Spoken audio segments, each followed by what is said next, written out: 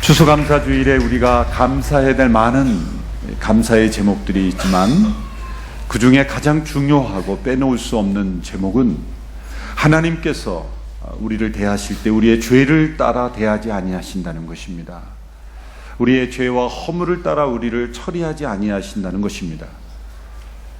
그리스도 안에서 우리를 용서하신 그 은혜뿐만이 아니라 예수 그리스도를 믿고 구원받은 이후에도 우리가 많은 죄를 범합니다만 하나님께서 우리가 죄를 범할 때마다 우리를 그 죄에 따라 그대로 만일 처리하신다면 우리의 삶이 나만할 수 있겠습니까?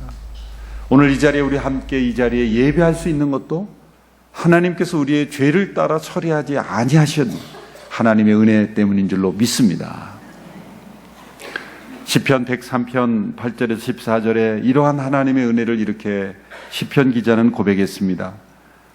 여호와께서는 자비로우시고 은혜로우시며 화를 더디 내시고 사랑이 넘쳐나는 분이시다. 항상 꾸짖지는 않으시고 끝까지 진노를 품지도 않으시리라. 하나님께서는 우리를 죄인으로 대하지 않으셨고 우리 죄악에 따라 갚지 않으셨다. 하늘이 땅 위에 높이 있는 것처럼 하나님을 경외하는 사람들에 대한 그분의 사랑도 크다.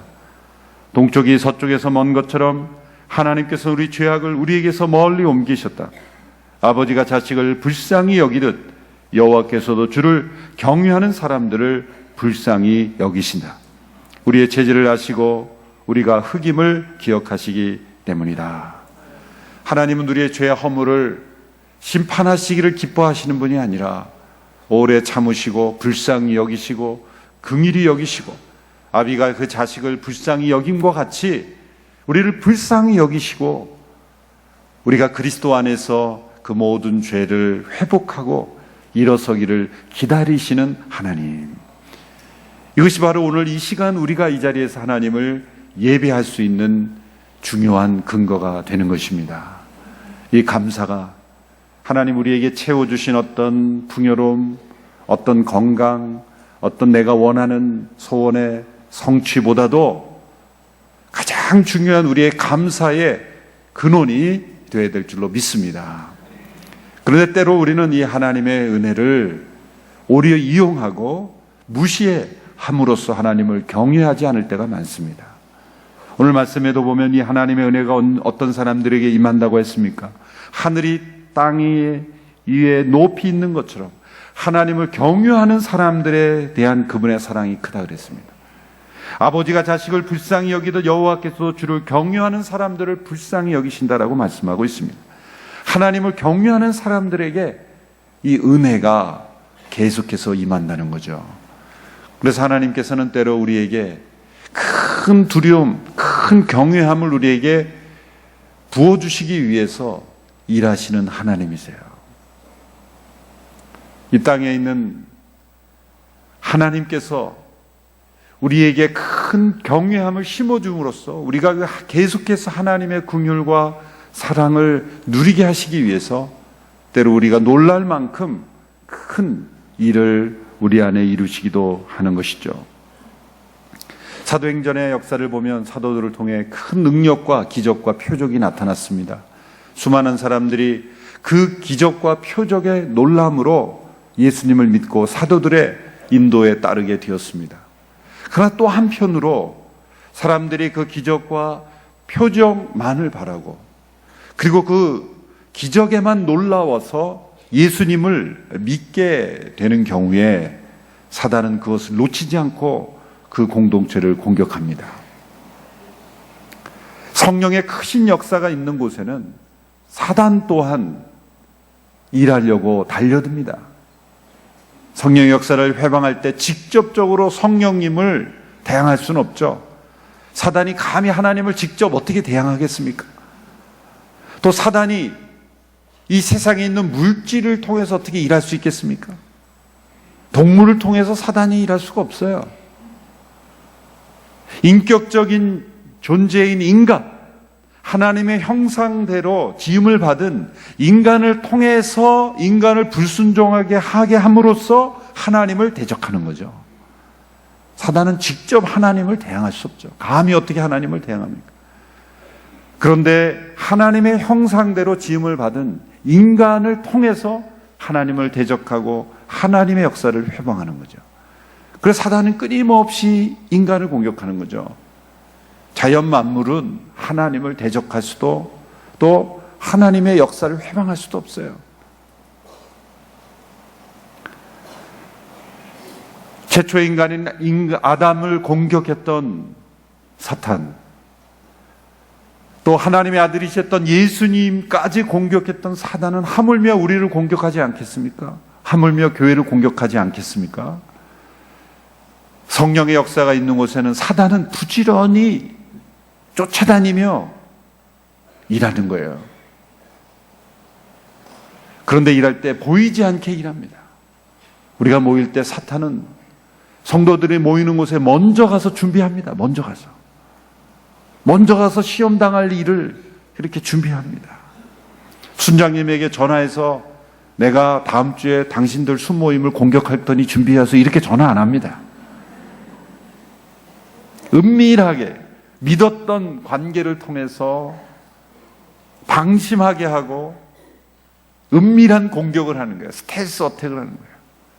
그래서 방심한 사이에 서로 상처 주고받고 서로 오해하게 하고 서로 미워하게 하고 그래서 하나님의 나라가 이루어지지 못하게 방해하는 거죠. 사단은 교회 밖에 있는 사람들을 통해서 하나님의 백성들을 공격하는 것이 실패할 가능성이 높다는 것을 잘 알아요. 교회 밖에 있는 사람들이 하나님을 대적할 뿐만 아니라 교회를 공격하면 교회는 더욱더 견고해집니다. 그래서 교회 안에 있는 서로를 통해, 우리를 통해서, 특히 리더십들을 통해서 하나님의 교회를 허무는 일을 행하는 것이죠. 우리 모두가 예외 없이 이런 사단의 공격을 받을 수 있고 또 사단의 도구가 될 수 있다는 것을 생각하면서 우리가 서로가 서로를 경계하면서 세워야 가야 될 줄로 믿습니다. 오늘 본문은 사단이 초대교회, 교회에, 사도행전적 교회에 한 일꾼된 가정을 무너뜨려서 교회를 공격하는 이야기를 우리에게 들려주고 있습니다. 사도행전에는 어울리지 않는 것 같은 그런 이야기입니다. 성령이 충만한 초대교회는 있을 수 없는 그런 일들, 그런 이야기처럼 보입니다. 그러나 성경은 진실을 숨기지 않습니다. 있는 그대로 좋은 이야기로만 꾸미지 않고 있는 그대로를 드러내어서 우리를 교훈하고 있습니다. 이 사건의 교훈은 이렇습니다. 아나니아라는 사람과 삽비라라는 사람이 자신의 땅을 팔아서 헌금을 했는데 이 부부가 그 땅을 판 값을 전부 내지 않고 일부를 감추었어요. 그리고는 전부를 내었다고 거짓말을 했습니다. 베드로는 성령의 특별한 은사를 가지고 있었기에 그 사실을 알게 되었습니다. 아나니아를 책망했습니다. 아나니아가 베드로의 말을 듣고 쓰러져서 그 자리에서 죽었어요.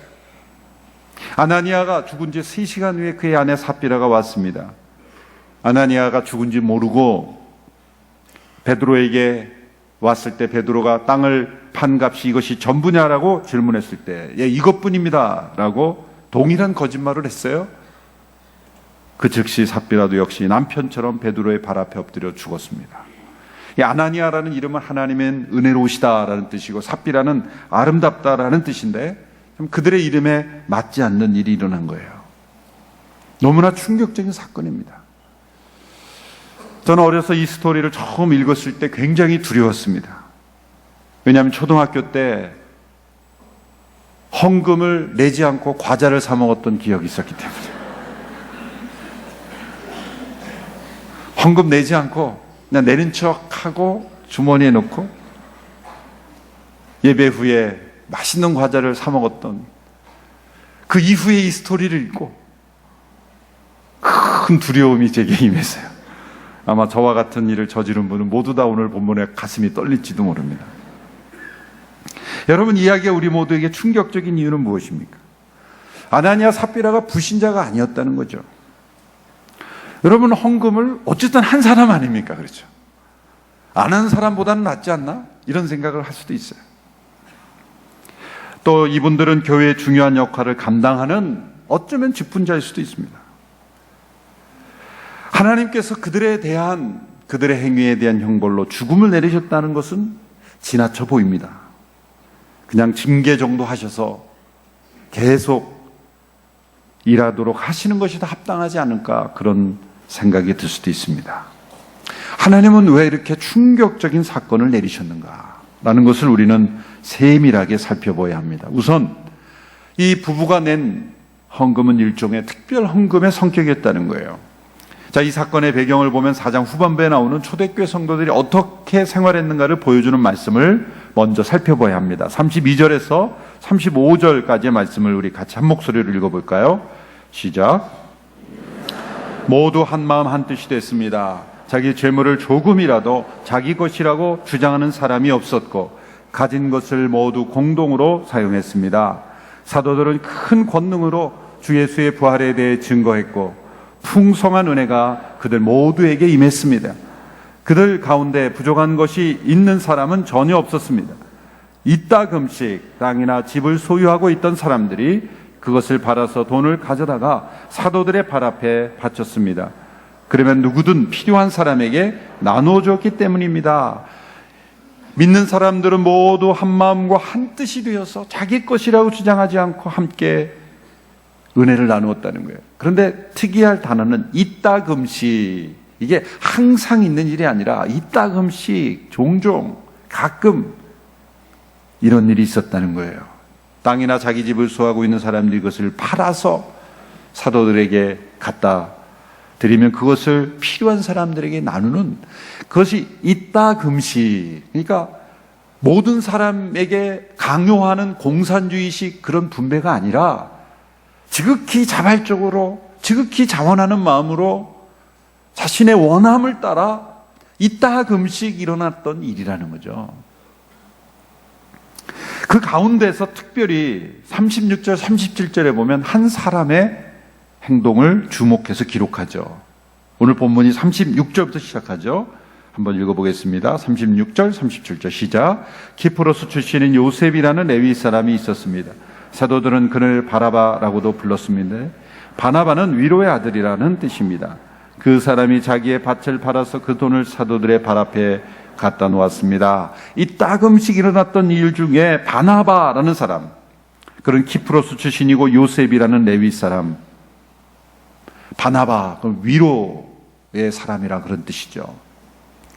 개혁에는 권위자다. 근데 권위라는 게 authority가 아니라 위로라는 뜻의 권위라는 뜻입니다. 우리 권사님들, 권사의 직분이 위로자라는 뜻이에요. 그게 위로자. 그게 가장 중요한, 슬픔 당하고 어려움 당한 이웃들을 위로하는 직분이 권사 직분이에요.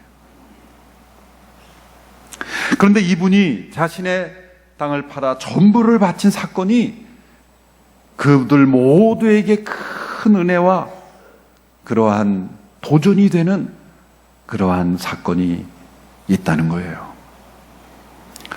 그런데 오늘 본문 5장 1, 2절을 보면 이 바나바의 행동과 대조가 되는 아나니아와 삽비라의 행동을 대조하고 있는 것을 볼 수 있습니다. 4장 마지막 부분에 이 바나바라고 하는 성도의 헌신. 최근에도 저희 교회 어느 장로님이 한동대학교에 큰 헌신을 했어요. 이 바나바와 같은 믿음의 헌신이죠. 정말 그런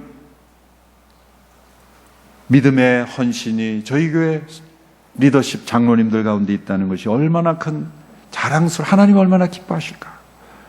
이 바나바를 보면서 그런 생각을 했습니다. 그런데 5장 1, 2절에 보면 이 아나니아 삽비라가 바나바의 행동과 대조가 되는 거예요. 1, 2절을 보십시오. 제가 읽어보겠습니다. 아나니아라는 사람은 그의 아내 삽비라와 함께 재산을 팔았습니다. 그는 그 돈의 일부를 떼어 자기 것으로 숨겨두고는 나머지를 사도들의 발 앞에 가져와 바쳤습니다. 그의 아내도 이 사실을 다 알고 있었습니다. 이 부부는 땅을 팔았습니다. 그런데 그 돈의 일부를 떼어 자기 것으로 숨겨두고는 사도들에게 갖다 주면서 전부라고 말했던 거예요. 베드로는 특별한 은사를 하나님께로부터 받았습니다. 그리고 이렇게 말했습니다. 3절 4절 우리 같이 읽어볼까요? 시작. 그러자 베드로가 말했습니다. 아나니아야, 어떻게 내가 사단에게 마음을 빼앗겨 성령을 속이고 땅값으로 받은 돈의 일부를 내 것으로 몰래 숨겨놓았느냐? 그 땅은 팔기 전에도 내 소유였고 또 팔고 난 뒤에도 내 마음대로 처분할 수 있지 않았느냐? 그런데 왜 이런 일을 마음에 품었느냐? 너는 사람을 속인 것이 아니라 하나님을 속인 것이다. 베드로의 책망의 내용은 이것입니다. 첫째는 사단이 아나니아와 삽비라의 마음속에 가득하여 성령을 속이게 되었다. 너희들이 사단에게 마음을 빼앗겨 사단의 도구가 되었다. 사단이 그들의 마음을 사로잡았지만 동시에 아나니아가 스스로 마음에 두었다는 거죠. 4절 후반부에 보면 왜 이런 일을 마음에 품었느냐? 그들의 선택으로 마음에 품었다는 거예요. 베드로가 책망한 이유는 전부를 내지 않았다는 것이 아닙니다. 전부를 내지 않고 일부를 자신들이 갖고 일부만 냈다고 책망하는 게 아니에요. 내려면 전부를 내지 왜 일부만 내? 그게 아니에요. 하나님이 우리가 하나님께 전부를 안 내고 일부만 냈다고 진노하시는 하나님이실까요? 아니죠.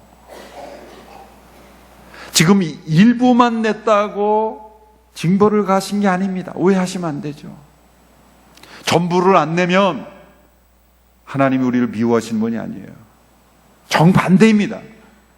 하나님은 우리가 아무것도 내지 않아도 하나님은 여전히 사랑하십니다. 일에 아멘하고 아무것도 내지 않는 믿음이 되지 않게 되길 바랍니다. 우리가 무엇인가를 내면 하나님이 더욱더 우리를 사랑하시고 아직 그 낼 만한 믿음이 없으면 우리를 미워하시고 그런 하나님이 아니세요. 우리가 얼마나 냈는가에 따라서 우리의 사랑, 우리에 대한 사랑이 바뀌신 하나님, 적게 내면 미워하시고 많이 내면 더 사랑하시고 그런 하나님이 아니세요. 정말입니다. 지금 하나님이 적게 냈다고 이들을 심판하신 게 아니에요. 본질은 뭡니까? 베드로가 이렇게 말하죠. 하나님이 너에게 맡기신 건 너희의 고난이다. 얼마를 내든지 너희의 마음이다. 언제 하나님이 내라 그랬느냐? 너희들이 내고 싶으면 내고 내지 않아도 당신의 고난이다. 문제는 일부를 내놓고 전부를 냈다고 거짓말을 한 것이 문제다. 왜 전부를 냈다고 거짓말을 하느냐? 아나니아가 이 책망을 듣는 순간 쓰러졌고 그 순간 죽었습니다. 엄청난 사건이에요. 말하자면 멀쩡하던 사람이 헌금 시간에 죽은 거예요. 하나님께서 만일 오늘 이 시대에 이것을 일반적인 원리로 일하신다면 아마 헌금 시간에 돌아가시는 분 많을 거예요. 아마 교회 지하실에 시신 보관소를 따로 보관해야 될지도 몰라요, 교회에서. 일반적인 원리로 하신 건 아니에요. 특별한 경우에 보여주신 거예요. 여러분, 하나님이 이렇게 거짓말 하는 이들을 아나니아와 삽비라처럼 우리를 대하시지 않은 은혜에 감사해야 되는 거예요. 감사해야 되는 거예요. 그런데 문제는 삽비라도 3시간 후에 와서 동일한 거짓말을 했다는 거예요. 짠 거예요. 그래서 결국 남편의 간 길을 따라간 거예요.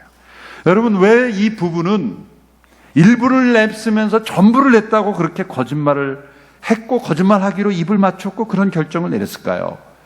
그것이 사단의 마음에 뺏긴 것이고 사단의 마음을 내어준 것이다, 이렇게 지적했어요. 그것은 바로 바나바로부터 시작한 거예요. 바나바가 그랬다는 게 아니라 바나바와 자신들을 비교한 거예요. 이 본문이 이걸 대조하고 있죠. 바나바가 전부를 드렸다고 그렇게 광고 시간에 광고가 되고 모든 성도로부터 칭찬을 받고 인정을 받는 것 같으니까 아나니아 삽비라는 비교의식으로, 경쟁의식으로 실제보다 더 영적으로 보이고 싶고 우리도 전부를 냈다고 말하고 싶었던 거예요. 그냥 믿음의 분량대로 은혜 안에서 내가 할 수 있는 만큼 했으면 그게 더 존경스러운 거예요. 그런데 자신의 헌신보다도 거짓으로 자신들을 더 돋보이기 싶었던 거예요. 거짓을 더하여서 여러분, 우리의 어떤 헌신이든지 간에 우리의 헌신에 거짓이 더해지면 그것은 성령을 속인 것이 되는 거예요. 하나님을 속인 것이 되는 것입니다. 그들은 거짓말을 해서라도 영적으로 더 탁월한 사람으로 인정받고 싶었던, 이것이 위선이요 거짓이요 성령을 속인 것으로 취급했던 것입니다. 그럼에도 불구하고 여러분, 우리는 하나님께서 아나니아 삽비라를 너무 심하게 다룬 것이 아니라는 생각을, 아닌가라는 생각을 하게 되지 않습니까? 왜 이렇게 아나니아 삽비라를 엄하게 다루셨는가? 세 가지 이유를 생각해 볼 수 있습니다. 첫째로, 하나님은 이 사건을 통해 이제 막 시작한 성령 충만한 이 공동체를 더욱 거룩하고 순결하게 보호하기를 원했어요. 그래서 큰 두려움이 임하게 하심으로 하나님은 이 거짓을 기뻐하지 않는다는 것을 그 공동체에 보여주기를 원하신 거예요. 그래서 사단이 이 거룩한 공동체를 해치지 못하도록 보호하시는 차원에서 일을 하신 거예요. 4장 11절의 말씀을 보십시오. 같이 읽어볼까요? 5장 11절 시작. 온 교회와 이 일에 대해 소문을 들은 모든 사람들은 큰 두려움에 사로잡혔습니다. 그래서 그 결과 14절에 보면 점점 더 많은 사람들이 주를 믿게 돼 그 수가 늘어났습니다 라고 말합니다. 큰 두려움이 임함으로 교회가 거룩하고 순결해짐으로써 주께 나오는 자가 더 많아졌다. 여러분, 이것이 하나님의 전도 방법이에요. 하나님의 전도 방법은 우리가 말을 잘해서 사람들을 설득시키는 것이 아니라 교회 안에 거룩과 순결이 가득함으로 하나님을 크게 경외하는 그 두려움이 가득한 거룩하고 순결한 공동체가 되면 하나님이 믿는 사람을 더하게 하시는 거예요. 하나님께서 세우신 기관이 처음 시작하고 그 순수성을 지키기 위해서는 때로 하나님 매우 엄격하게 다루시죠. 레위기 10장에 보면 나답과 아비후가 다른 불을 가지고 분향했을 때 하나님께서 징벌하셔서 그들을 죽이셨어요. 또 우사라는 사람이 다윗의 명을 받아 법궤를 옮길 때 어깨에 제사장들이 메고 옮겨야 되는 그 법궤를 힘들다고 편리하게 수레에다가 이렇게 끌다가 수레가 이렇게 흔들리자, 법궤가 흔들리자 법궤를 손으로 잡았을 때 그가 죽임을 당했죠. 아니, 법궤가 지금 수레에서 떨어지면 잡은 것이 영웅이지 왜 죽임당해야 되나, 그렇게 생각하시면 안 되죠. 원래 제사장들이 어깨에 매야 되는 것을 편리하게 하려고 수레에 끌어버린 거예요. 지금 막 다시 한번 나라가 회복되고 이 하나님 앞에 드려지는 예배가 회복되는 그 시간에 하나님은 엄격하게 다루시는 거예요. 이스라엘 백성들이 가나안을 정복할 때 아간이라는 사람이 하나님의 명을 어기고 전리품을 숨겼을 때 하나님이 그 징벌하신 것을 보죠. 하나님께서 처음으로 기관을 시작하시고 새로운 일을 시작하실 때 그 거룩하고 순결함이 손상될 때 하나님은 심히 엄하게 다루심으로 사단이 그 공동체를 넘어서지 못하도록 막으시는 거예요. 그래서 이 아나니아 삽비라를 초대교회 그 4장에 나타난 그 순결함, 여러분 옷이 깨끗하고 하얗면 흠이 더 크게 보이듯이 깨끗한 옷으로 지금 입고 있는 그 공동체를 더욱 하나님께서 보호하시기 위해서 강하게 다루신 거예요. 두 번째로, 하나님이 이 사건을 통해 교회를 진리 안에서 성장해 가는 것을 원하신 것을 깨닫게 하신 거예요. 예수님은 내가 곧 길이요 진리요 생명이라고 말씀하셨어요. 성령님은 진리의 영이십니다. 디모데전서 3장 15절 후반부에 보면 이 집은 살아계신 하나님의 교회여 진리의 기둥과 터라고 말씀했습니다. 교회는 진리 위에 진리 안에서 세워져 가는 공동체입니다. 베드로전서 1장 22절의 말씀 같이 읽겠습니다. 시작. 여러분은 진리에 순종함으로 여러분의 영혼을 깨끗하게 해 거짓 없이 형제를 사랑하기에 이르렀으니 청결한 마음으로 서로 깊이 사랑하십시오. 서로 깊이 사랑하십시오라는 말 이전에 어떤 말씀이 있습니까? 진리에 순종함으로 여러분의 영혼을 깨끗하게 해서. 여러분, 왜 서로 사랑한다고 고백했던 성도들이 그렇게 싸우고 서로 찢어지고 갈등이 빚어지죠? 진리 안에서 사랑하지 않아서 그래요. 진리로 그들의 영혼을 깨끗하게 하지 않아서 그렇습니다. 하나님은 우리가 서로 뜨겁게 사랑하기 이전에 거짓을 미워하고 진리 안에서 사랑하기를 원하시는 거예요. 아나니아 삽비라가 거짓을 가지고, 거짓이 포함된 그 사랑을 가지고 성도들을 사랑하기 시작하면 이 거짓이라는 누룩이 들어와서 점점 커져서 그 공동체를 무너뜨리게 된다는 거예요. 아주 작은 거짓이라도 우리가 내어버리는 순종을 하는 우리 모두가 되기를 축원합니다. 셋째로, 하나님께서는 이 사건을 통해 아나니아와 삽비라에게 어쩌면 또 다른 형태의 사랑과 은혜를 베푸신 거예요. 어떻게 이렇게 말할 수 있습니까? 이들에 대한 하나님의 처분이 가혹하게 보일지 모르지만 우리는 이 땅에서 오래오래 사는 것을 가장 큰 복이라고 여기지만 하나님께서 보실 때는 거짓에 사로잡혀 이 세상에 오래 사는 것보다는 하나님께서 더 이상 이 세상에 거짓에 더 물들지 않도록 먼저 데려가시는 것이 은혜일 수도 있어요. 이 세상에서 더 이상 사단의 종로를 차지 않도록 먼저 데려가신 그 시각으로 보면 하나님은 아나니아와 삽비라에게 또 다른 은혜를 베푸신 거예요. 그들 자신의 영혼을 위해서라도, 주님의 몸된 교회를 위해서이기도 하지만 그들의 영혼 자신을 위해서라도 먼저 데려가시는 것이 좋겠다라고 생각하시면 하나님 데려가신 거예요. 여러분, 베드로를 만난 순간 아나니아 삽비라가 죽었다고 천벌을 받았고 지옥에 갔다고 생각하시면 안 돼요. 우리는 죽음 이퀄 지옥이라고 생각하는 그 등식을 버려야 돼요. 비록 그들의 육체적인 죽음은 하나님의 진노로 당했지만 어쩌면 이것은 정확하게 말할 수는 없어요. 그렇지만 영원한 죽음은 그들이 피할 수 있도록 인도하신 것일 수도 있다.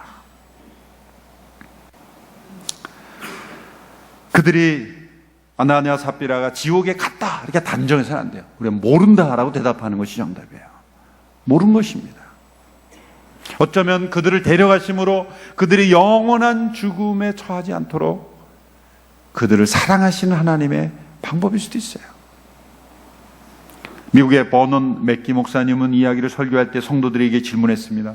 여러분 가운데 얼마나 많은 사람들이 그리스도인이 된 이후에도 위선과 속임과 거짓의 죄를 범했습니까? 만약 여러분 가운데 그런 사람이 있다면 손을 들어보시기 바랍니다. 그때 많은 사람들이 손을 들었어요. 그리고 그분은 이렇게 말했습니다. 아나니아 삽비라의 죄를 짓지 않은 사람으로 하여금 그들을 지옥에 넣도록 합시다.